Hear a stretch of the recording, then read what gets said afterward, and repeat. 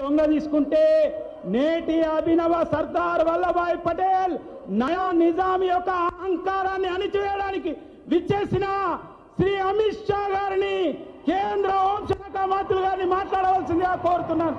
భారత్ మాతా key, Narendra Modi గారి నాయకత్వం.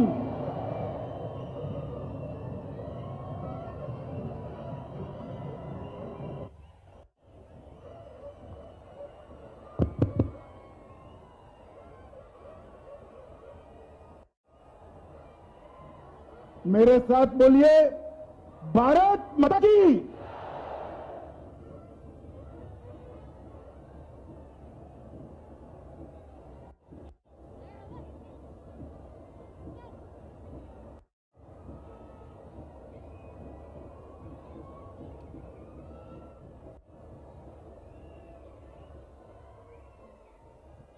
मेरे साथ बोलिए, भारत माता की।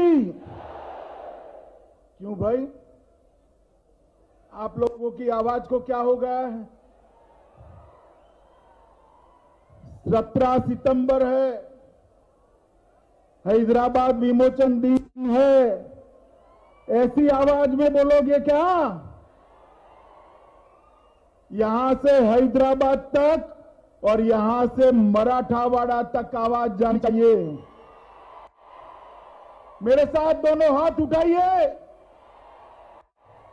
मुट्ठी भींचे और प्रचंड आवाज से बोलिए, भारत माता की, भारत माता की। मंच पर उपस्थित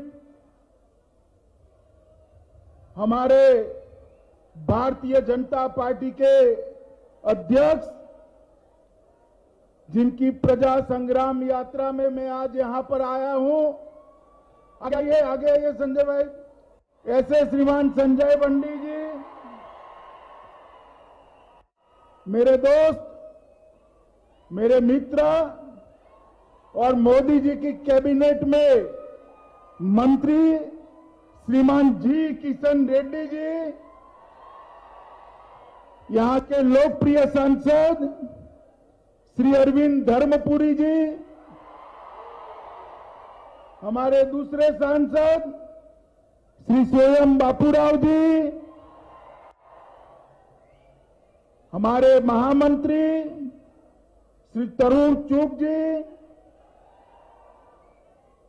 तेलंगाना भारतीय जनता पार्टी के वरिष्ठ नेता श्री मुरलीधर राव जी, श्री डी के अरुणा जी, अब जिनको फिर से एक बार जिताना है ऐसे हमारे राजेंद्र जी, आगे आओ राजेंद्र, अरे आगे आओ भाई, आगे आओ, जोर से ताली बजाइए।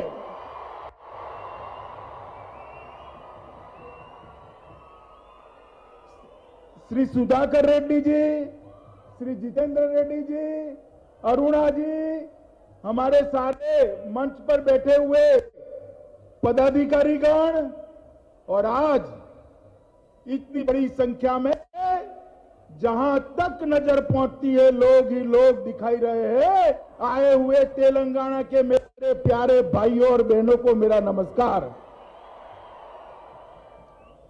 सबसे पहले मैं आज आप सभी को हैदराबाद विमोचन दिन का हृदय से शुभकामनाएं देता हूं।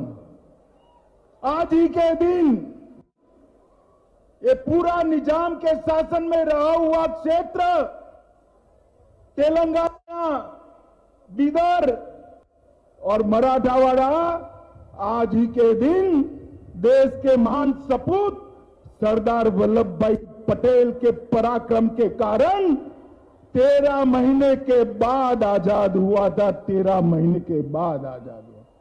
इसलिए आज का दिन एक महीनों में तेलंगाना के लिए स्वतंत्रता दिन भी माना जाता है मित्रों, स्वतंत्रता दिन भी माना जाता है।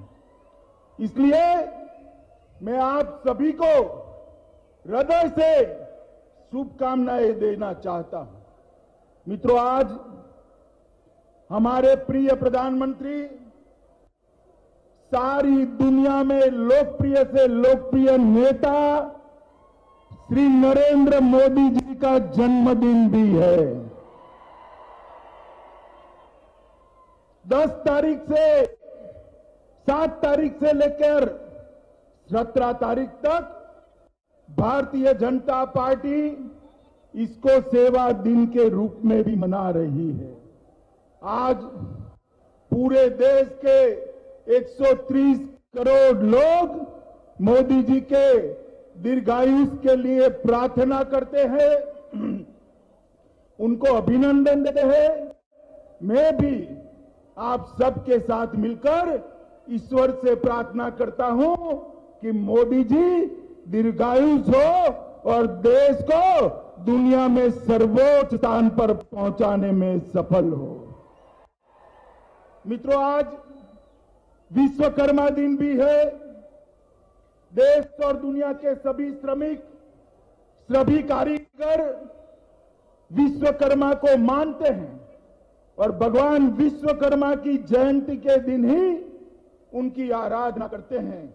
मैं इसलिए देश भर के सभी लोगों को विश्वकर्मा दिन की भी शुभकामनाएं देना चाहता हूं।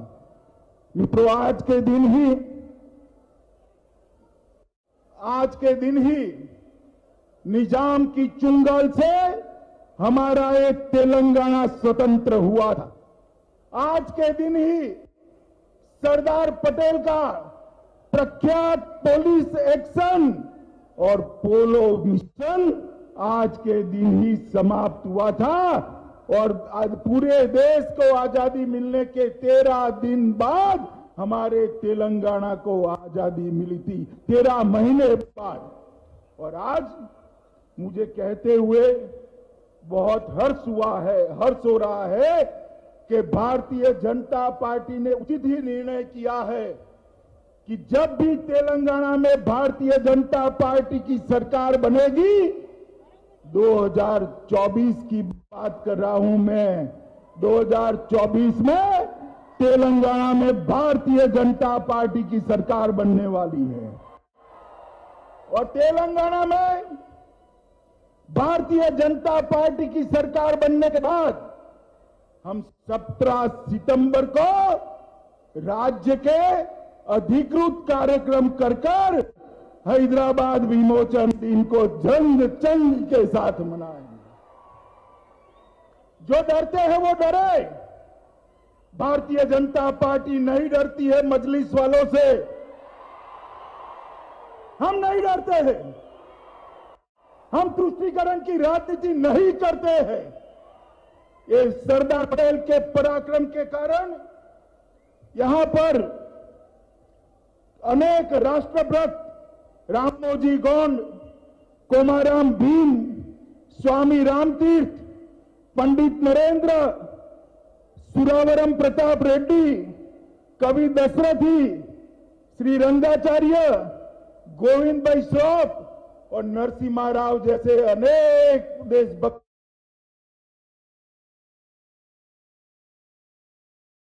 के कारण आज के दिन ही सच अर्थ में हमें आजादी मिली थी। मैं एक बात मुख्यमंत्री जी को भी याद कराने आया हूं। मैं गुजरात में था, उस वक्त आपका भाषण सुनता था जब टीआरएस का आंदोलन चलता था, तेलंगाना का आंदोलन चलता था, तब आपने कहा था कि 17 सितंबर को तेलंगाना विमोचन दिन मनाएंगे। माताओं, भाइयों, बहनों, कहा था या नहीं कहा था? जोर से बोलिए, कहा था या नहीं कहा था? भाई, मैं आज पूछना चाहता हूं मुख्यमंत्री जी को कि वो आपके वादे का क्या हुआ? क्या हुआ? कर्नाटक मना रहा है, महाराष्ट्र मना रहा है, आपने आज ध्वजवंदन क्यों नहीं करा? किसका डर है? बोलो भाई, किसका डर है उनको? किसका डर है? भारतीय जनता पार्टी किसी से नहीं डरती है। एक बार भारतीय जनता पार्टी की सरकार बना दीजिए, ये रजाकारों से मुक्ति लेने वाले दिन के दिन ही हम हमेशा तेलंगाना राज्य का अधिकृत मुक्ति दिन मनाएंगे, अधिकृत मुक्ति दिन मनाएंगे। मित्रों, ये आजादी के लिए निर्मल के भोले भाले आदिवासियों ने पहले अंग्रेजों के खिलाफ और फिर निजाम के खिलाफ बहुत बड़ा संघर्ष किया। सन 57 की क्रांति के शुरुआत में ही इसी इलाके के रामजी गौंड के नेतृत्व में निजाम और अंग्रेजी शासन के खिलाफ संघर्ष किया गया। इनके साथ लड़ाई हुई। जब सब पकड़े गए तो 1860 में निर्मल के एक कस्बे में बरगद के पेड़ पर 1000 लोगों को फांसी पर चढ़ा दिया गया था। 1000 लोगों को। क्या मुख्यमंत्री जी, आपको इन लोगों का बलिदान भी याद नहीं है? 1000 लोग, भोले भाले आदिवासी लोग देश की आजादी के लिए फांसी पर चढ़ गए। मैं आपको कहकर जाता हूं, चाहे निर्मल के फांसी पर चढ़ने वाले आदिवासी भाई हो, चाहे निजाम के रजाकारों से मारे गए हुए सारे शहीद निर्दोष नागरिक हो, चाहे संघर्ष करने वाले स्वामी राम तीर्थ के नेतृत्व में संघर्ष करने वाले शहीद हो, उनका बलिदान व्यर्थ नहीं जाएगा। 14 सितंबर को तेलंगाना विमोचन दिन मनकर ही रहेगा। भारतीय जनता पार्टी उसको मनाएगी। मित्रों, आज मोदी जी का जन्मदिन है। मैं आप लोगों को एक समाचार देना चाहता हूं कि आज देश भर में कोरोना के खिलाफ सुरक्षा के लिए एक बहुत बड़ा वैक्सीनेशन, बहुत बड़ा टीकाकरण चल रहा है।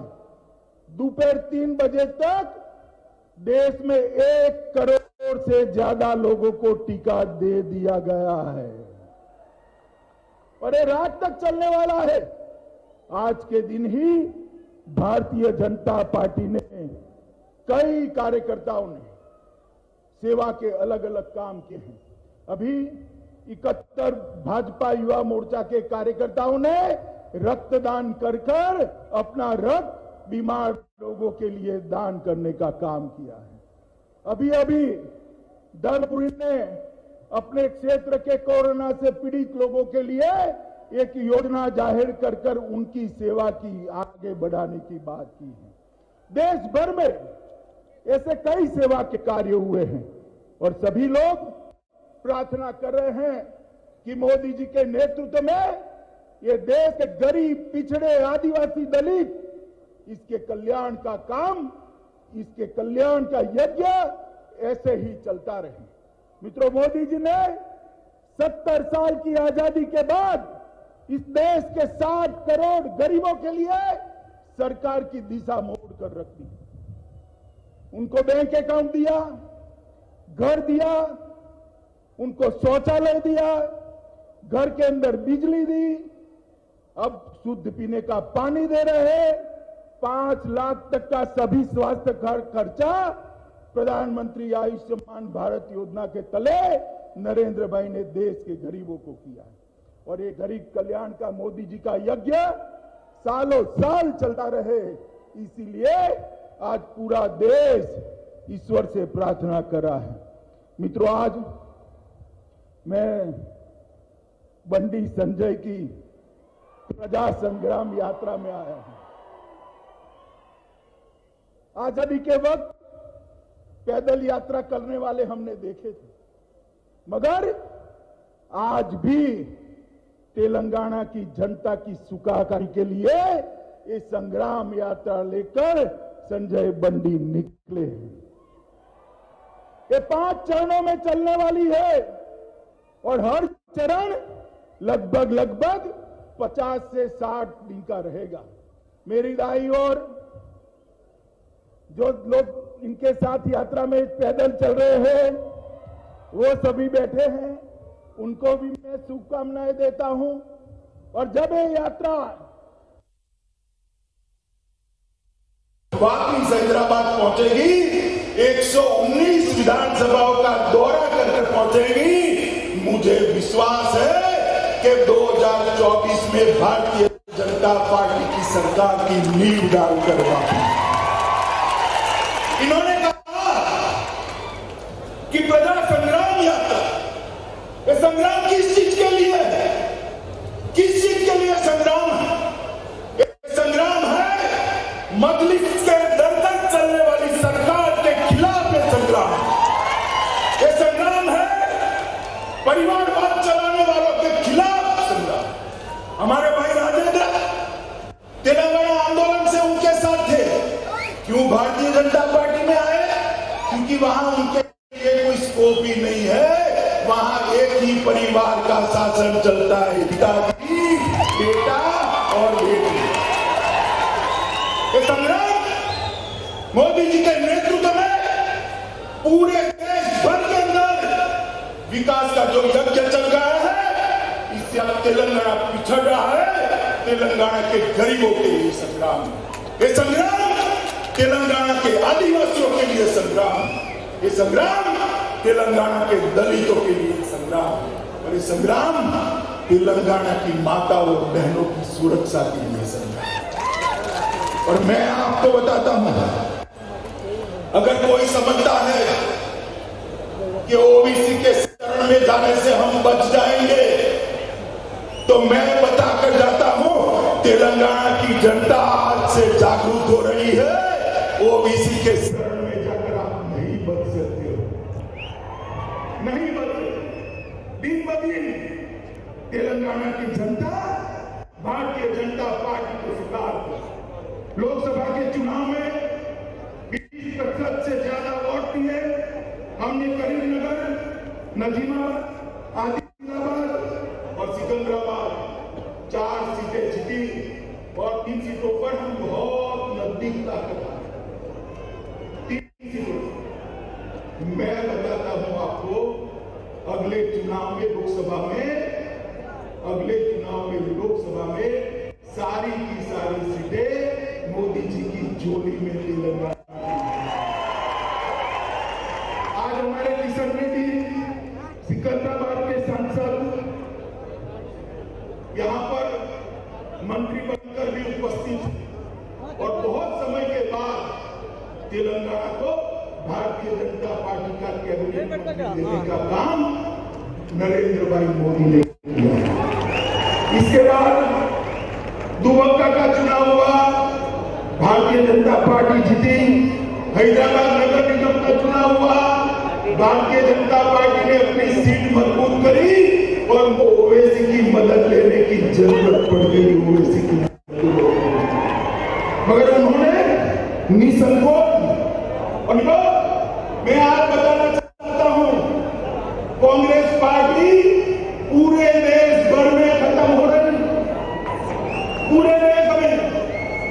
तेलंगाना में टीआरएस का विकल्प कांग्रेस पार्टी नहीं हो सकती है, नहीं हो सकती।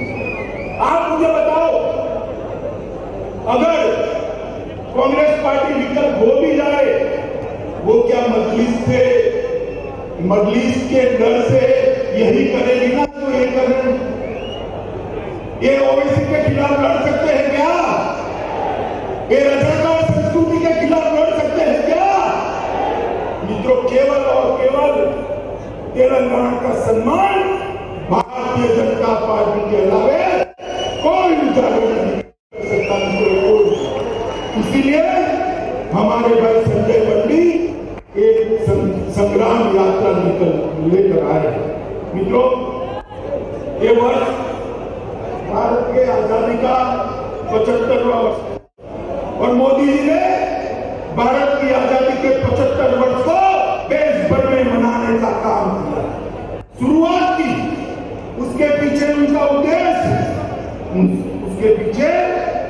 उद्देश्य है कि राम जी कौन और कुमाराम भीम जैसे हमारे अनजान योद्धाओं को फिर से हमारी युवा पीढ़ी जाने, पूरा देश जाने। इसलिए आजादी के 75 साल मोदी जी जोर शोर के साथ, आजादी के 75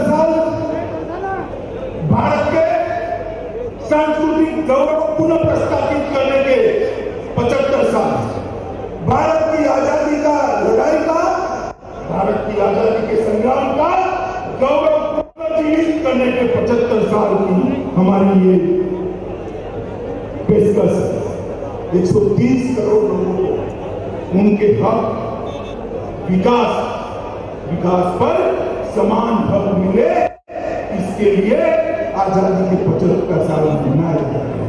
विश्व में भारत का स्थान सिरमौर हो, इसलिए आजादी के 75 साल मनाया गया और भारत सुरक्षित है, समृद्ध बने, इसके लिए आजादी के 75 साल मनाए। मित्रों, मैं इतना ही कहता हूं कि सरदार पटेल ने तेलंगाना को आजादी 17 सितंबर 1948 को दी, मगर तेलंगाना को सच्ची आजादी तभी मिलेगी जब मजलिस की बैसाखी के बगैर की सरकार तेलंगाना में। मुझे बताइए आप, अगले चुनाव के अंदर मजलिस की बैसाखी बगैर की सरकार बनाएंगे क्या?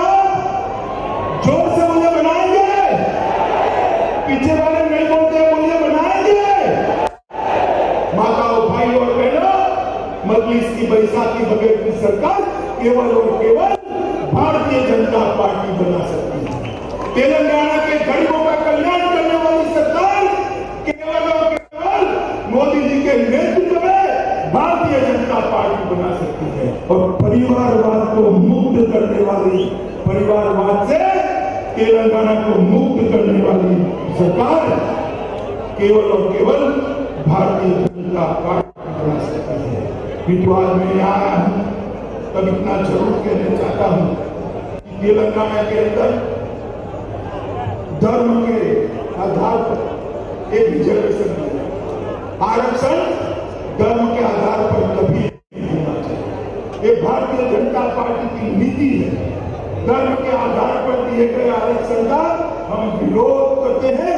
ये संविधान सम्मत नहीं है, इसको तुरंत रद्द करना चाहिए। मित्रों, मैं आज यहाँ आया हूँ तब इतना ही कहना चाहता हूँ सरकार को, चंद्रशेखर राव की सरकार है, उसका चुनाव क्या है? आप मुझे बताओ, कार तो पहिए चलाते हैं या टीएमसी चलाता है? कौन चलाता है? टीएमसी चलाता है ना। ये कार तो निकाले की है, चंद्रशेखर राव की है, मगर इसका टीएमसी ओवैसी के हाथ में है। ऐसी गाड़ी तेलंगाना का भला कर सकती है क्या? कर सकती है क्या? मित्रों, मैं आज आपको इतना कहना चाहता हूं कि 1400 से ज्यादा, 370 से ज्यादा युवाओं का जीवन दान पुलिस फायरिंग में हुआ तेलंगाना राज्य के लिए, और 1400 से ज्यादा लोगों ने आत्महत्या की। हमने ऐसे तेलंगाना के लिए ये गौरव दिया था, आंदोलन किया था और बलिदान दिया था, जो तेलंगाना के गौरव को पुनः प्रस्थापित करे। मैं आज इस ऐतिहासिक दिन पर, हैदराबाद विमोचन दिवस पर, मोदी जी के जन्मदिन पर और विश्वकर्मा दिन पर आप सभी को वादा कर जाता हूं, एक बार भारतीय जनता पार्टी की सरकार बनाइए, हम यहाँ पर तेलंगाना के गौरव को हमेशा हमेशा के लिए प्रस्तावित करेंगे। आज मैं यहाँ आया हूँ इस वक्त संजय बंडी के नेतृत्व में हमारी सरकार, हमारी संग्राम यात्रा चल रही है और उसमें चुनाव तो जब आएगा तब आएगा, मगर 119 के 19 विधानसभाओं में भारतीय जनता पार्टी जन जागृति के लिए आगे बढ़ने वाली है। इसके पहले हमारे भाई राजेंद्र का चुनाव होने वाला है।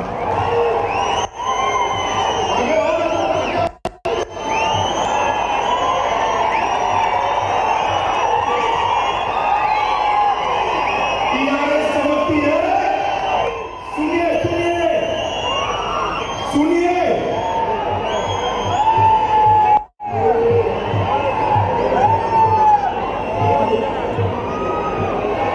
टीआरएस समझती है हर चुनाव में दिया जीता जाता है। मैं पूछना चाहता हूं कि तेलंगाना की जनता क्या तय करेगी? एक सेवाभावी कार्यकर्ता को तय करेगी या पैसों की राजनीति को तय करेगी? क्या राजेंद्र जी को जिताएंगे सर? जो सबको जिताएंगे, पैसों की राजनीति को अलविदा कहेंगे, परिवारवाद की राजनीति को अलविदा कहेंगे। 24 में तेलंगाना में भाजपा सरकार बनाएंगे, पक्का बनाएंगे, सभी सीटें मोदी जी की झोली में डालेंगे। तो मेरे साथ दोनों